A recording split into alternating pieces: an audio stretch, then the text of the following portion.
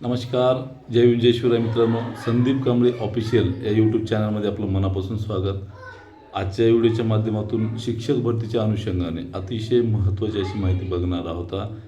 गेल्या बऱ्याच दिवसापासून आपण यूट्यूबवर व्हिडिओज जे आहे ते अपलोड केलेले नाहीत आणि बऱ्याच लोकांच्या कमेंट्स होत्या मला व्हॉट्सअपमध्ये किंवा मग पर्सनली काही कॉल्स होते, टेक्स्ट मेसेज होते. यूट्यूबला बऱ्याच ठिकाणी कमेंट्स पण होते की सर तुमचा व्हिडिओ येत नाही आहे किंवा तुम्ही अपडेट देत नाही, अशा पद्धतीचे बरेच काही अपडेट्स होते. बऱ्याच लोकांना वाटत होते की संदीप सर का अपडेट देत नाही आहेत. पण एक गोष्ट लक्षात घ्या की मी विनाकारण व्हिडिओ बनवत नाही. मला विनाकारण उगाच येऊन काहीतरी बडबड करायची, एकच माहिती गोल गोल गोल गोल फिरवायची ही सवय नाही आहे. किंबहुना या 2-4 बऱ्याच 8 दिवसामध्ये साधारणतः 15 दिवसामध्ये 1-2 व्हिडिओज असतील माझे, कारण अपडेटच नव्हती. त्यामुळे ते काही मी अपडेट देण्याच्या किंवा व्हिडिओज करण्याच्या पाठीमागे काही धावलो नाही. मात्र नक्कीच याचा जो फटका आहे तो बऱ्याच यूट्यूबर्सला बसलेला मला दिसून येत आहे. कारण आपली माहिती बघायची, अपडेट आपलं बघायचं, यूट्यूब चॅनल फॉलो करायचं आणि आपलं स्वतःचं यूट्यूब चॅनल चालवायचं, यांची मात्र मी व्हिडिओज न टाकल्यामुळे त्यांच्या व्हिडिओला मंदियाळी आल्याचं मला जोरदार लक्षात आलं. तो ठीक आहे, तो विषय वेगळा आहे. आपण व्हिडिओ टाकल्याच्या नंतर इतरांचे व्हिडिओज येतात, कारण त्यांना कॉपी केल्याशिवाय जमत नाही, कारण त्यांच्याकडे कुठलंही कंटेंट नाही किंवा कुठली अपडेट नाही किंवा कुठलं सोर्स नाही. त्यामुळं जास्तीचा विलंब न करता किंवा बऱ्याच गोष्टी आहेत त्या बाजूला सारूया आणि तुम्हाला या व्हिडिओच्या माध्यमातून जी अतिशय महत्त्वाची माहिती आहे ते देण्याचा मी 100% प्रयत्न करतो. हा व्हिडिओ जास्तीत जास्त शेअर करा, जास्तीत जास्त उमेदवारांना ही माहिती समजू द्या किंवा कळू द्या. मित्रांनो, सगळ्यात महत्त्वाचा असा विषय आहे की तुम्हा सगळ्यांना प्रश्न पडला असेल की शिक्षक भरतीचं काय, कुठे आहे शिक्षक भरती, काय नेमकं काय सुरू काय आहे.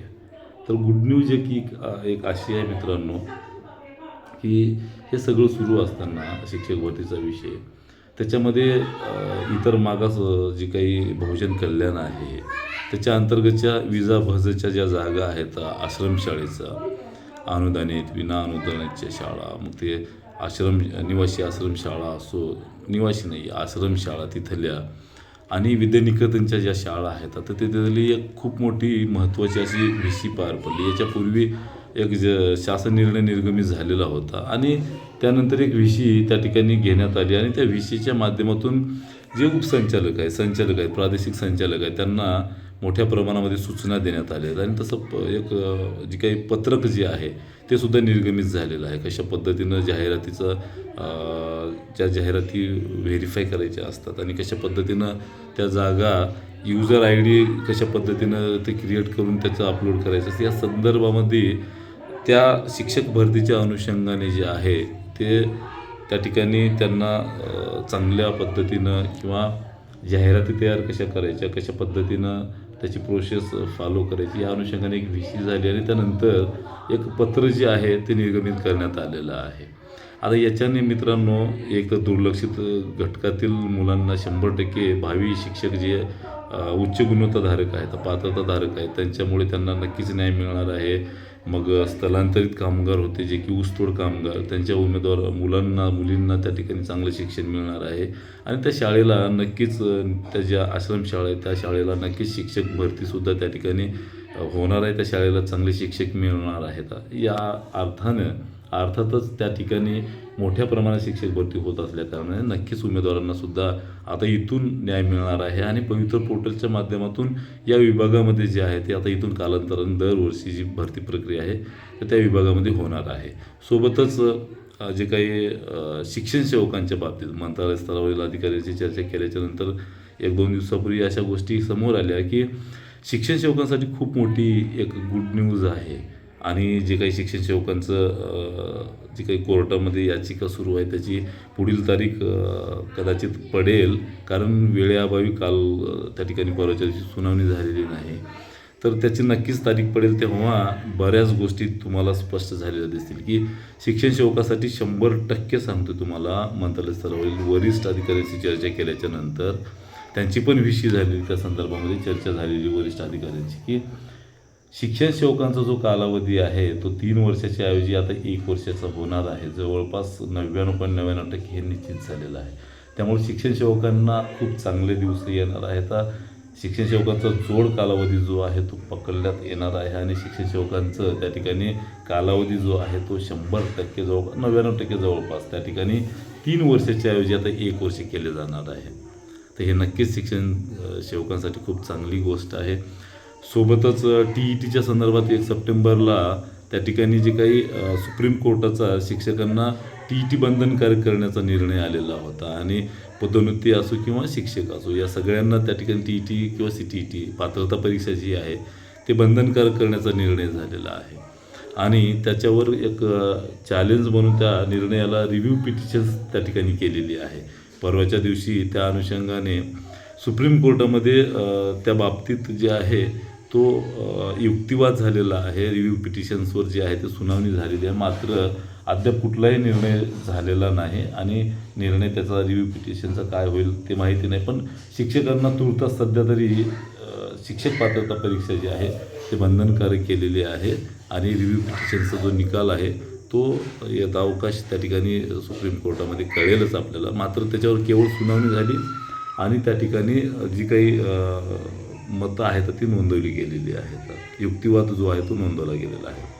त्यामुळं शिक्षकांना TET जे आहे ते बंधनकारक असणार आहे. दुसऱ्या बाजूला शिक्षक भरतीचं काय सुरू आहे तर शिक्षक भरतीच्या अनुषंगाने नक्कीच एक गती त्या ठिकाणी जी आहे पवित्र पोर्टलच्या शिक्षक भरतीला मिळणार आहे. कारण आंतरजिल्हा भरती बदली प्रक्रिया जी आहे ते निवडणुका आणि जनगणना असल्या कारणाने शिक्षकांना मोठ्या प्रमाणामध्ये त्या ठिकाणी ती जनगणनेची कामं देण्यात आलेली आहेत आणि स्वातंत्र्य असं ग्रामविकास विभागाने जी काही CEO आहेत त्यांच्या प्रति पत्र पण निर्गमित केलेलं आहे. त्यांची पण एक VC झालेली आहे. त्यांना पण मार्गदर्शक सूचना ज्या आहेत विशेषतः शिक्षकांच्या बदल्या करण्यात येऊ नयेत अशा पद्धतीचं त्या ठिकाणी युक्तिवाद झालेला आहे.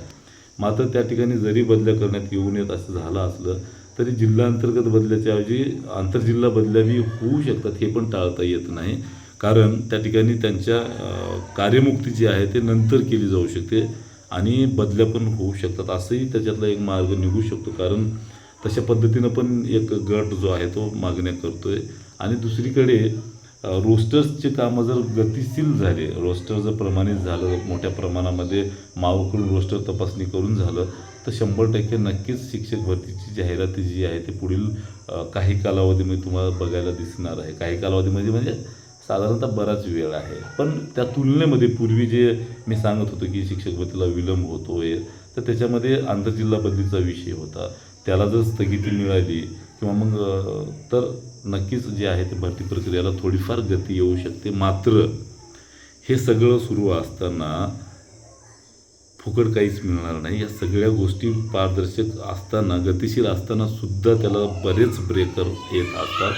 तर याला जर अजून गती निर्माण करायची असेल तर सतत पाठपुरावा करावा लागेल, आंदोलनं करावं लागतील, निवेदनं द्यावी लागेल, सतत पाठपुरावा करत राहावं लागेल. तरच ही जी गती आहे ती कायम गती सुरू राहील, नाहीतर मग फार कठीण होईल मित्रांनो.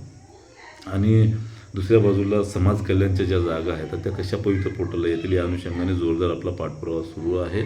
त्या नक्कीच या पवित्र पोर्टलला येण्यासाठी जोरदार आपण प्रयत्न केलेले आहेत आणि करणार पण आहोत. त्या संदर्भामध्ये एक मीटिंग आहे आणि मंत्रालय स्तरावर सुद्धा आपली कला क्रीडांच्या संदर्भामध्ये अनुषंगाने एक मीटिंग आहे. मध्यंतरी काही दिवस उपसचिव जे आहे ते विपश्यनावर गेले असल्या कारणाने त्या ठिकाणी मीटिंग होऊ शकली नाही. मात्र लवकरच ते मीटिंगचं नियोजन करणार आहे. 2 दिवसापूर्वी मला समजलेलं आहे त्याच्याशी बोलणं झाल्याच्या नंतर. आता हे जे अपडेट आहे मित्रांनो सद्यस्थिती शिक्षक भरतीच्या अनुषंगाने हे अपडेट आहे. मात्र याच्यामध्ये मर्यादित प्राधान्यक्रम जे आहेत ते खूप त्या ठिकाणी तुम्हासाठी जोखीम असणार आहे. विशेषतः त्या ठिकाणी ज्यांना 1 ते 12वीला पात्र आहे त्यांच्यासाठी खूप त्रासदायक असणार आहे. कारण तुमची भरती मोठ्या प्रमाणात जागा जरी आल्या तर मर्यादित प्राधान्यक्रम हे तुमच्यासाठी खूप एक सट्टाच असल्यासारखं, त्या ठिकाणी जुगार असल्यासारखाचा एक प्रकार असणार आहे, योगायोग असणार आहे, लक्की ड्रॉसारखं असणार आहे. याला तुम्ही गांभीर्यानं घ्यावं हे एक माझं स्पष्ट मत आहे. कारण बऱ्याच दिवसापासून मी या गोष्टीवर तुम्हाला सांगतो. मध्यंतरी मी थोडंसं बाजूला गेलेलो काही कारणामुळं वैयक्तिक, आणि या गोष्टी पटवून सांगून तुम्हाला खूप मी त्रस्त झालो आहे, थकलो आहे. कारण हे धोरणात्मक निर्णय हे आज बदललं तर ठीक आहे, नाही तर उद्या बदलणार नाही. या गोष्टीचा कुठेतरी तुम्ही समजून घ्या. आणि याच्यामध्ये 1 ते 12वीला पात्र असणाऱ्या उमेदवारांचं नुकसान होणार आहे आणि विशेष करून जी मागासवर्गीय उमेदवार आहेत त्यांचं खूप मोठ्या प्रमाणात नुकसान होणार आहे. कारण चांगले मार्क्स असून तुम्ही खुल्या गटामध्ये जाणार असाल आणि विशेष त्याच्यामध्ये 1 ते 12ला पात्र असाल तर तुमची खूप मोठी त्या ठिकाणी पंचायत होणार आहे. कुठेतरी कशा पद्धतीने देणार आहे तुम्ही हे प्राधान्यक्रम 100 जे काही मर्यादितचे आपण 100 केले, ठीक आहे, न्याय मिळाला आहे त्याला. पण मी पूर्वीही सांगितलं तुम्हाला पूर्णपणे त्या ठिकाणी न्याय मिळाला नाही. त्याला पूर्ण न्याय मिळवायचा असेल तर ते मर्यादित प्राधान्यक्रमाच्या ऐवजी अमर्यादच झाले पाहिजे. कारण त्या ठिकाणी एकदा लागला उमेदवार हा बाद होणार आहे. त्यामुळं मर्यादित प्राधान्यक्रमचे अमर्यादित करण्यासाठी काहीच नुकसान नाही आहे. त्यामुळे यावर पुन्हा एकदा मी ताकदीनिशी लढणार आहे आणि तुम्हाला या सगळ्या गोष्टी मीटिंग म्हणा, लाईव्ह म्हणा, 100% त्या ठिकाणी तुमच्या समस्या समजून घेऊन सांगणार आहे. आता बऱ्याच लोकांनी गैरसमज पसरला की याचिका वगैरे टाकली तर स्टे येतो. असं नाही आहे मित्रांनो, स्टे वगैरे काही येत नाही आहे. कारण आपण प्रेयर जे आहे आपल्या याची ते स्टे मागणारच नाही आहे. तर कसा स्टे येईल? 55-60ची याचिका सुरू होती तरी शिक्षक भरती झाली, नियुक्त्या त्यांना मिळालेल्या आहेत. आता सुप्रीम कोर्टात निकाल लागलाय, स्टे आलाय का भरतीवर? नाही ना. कोणीतरी दिशाभूल करते आपले मनसुबे पूर्ण करण्यासाठी.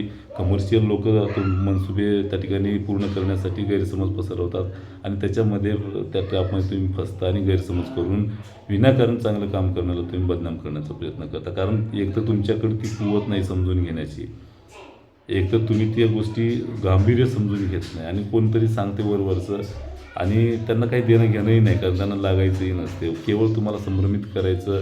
आज असा व्हिडिओ टाकला की संध्याकाळी त्याच्या विरोधात टाकायचं, ज्याच्या विरोधात संध्याकाळी टाकला आहे त्याच्या बाजूनच अजून सकाळी व्हिडिओ टाकायचं. ही कमर्शियल लोकांची काम आहे. त्यांना तुम्ही ओळखून घ्या. अनेक बालिश लोक आहेत, बोलवचन देण्यामध्ये माहीर आहेत आणि त्याच्यामध्ये तुम्ही फसताय मित्रांनो. कारण याच्यामध्ये तुमचं नुकसान होणार आहे हे वेळी समजून घ्या. याहीपेक्षा तुमची काही वेगळी समस्या असतील तर नक्की कमेंट्स करा. तुमच्या सगळ्या कमेंट्सला मी उत्तर देण्याचा प्रयत्न करतो आणि इथून नक्कीच जोरदारपणे मोठ्या प्रमाणामध्ये आणि लवकरात लवकर कशी भरती होईल, जास्तीत जास्त जागेची कशी भरती होईल, जास्तीत जास्त उमेदवारांना कसा न्याय मिळेल यासाठी 100% लढत राहू. तुर्तास थांबतो. धन्यवाद. जय भीम, जय शिवराय मित्रांनो. जास्तीत जास्त हा व्हिडिओ शेअर करा.